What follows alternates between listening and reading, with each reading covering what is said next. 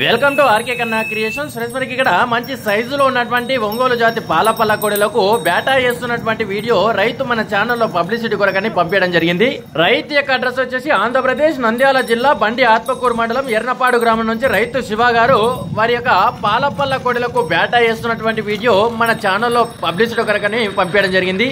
కాబట్టి మరొక రైతును ఎంకరేజ్ చేయాలంటే మీరు చేసేది ఏం లేదు, ఇక్కడ లైక్ చేసి మరి రైతుకు మంచి కామెంట్ అయితే పెట్టండి.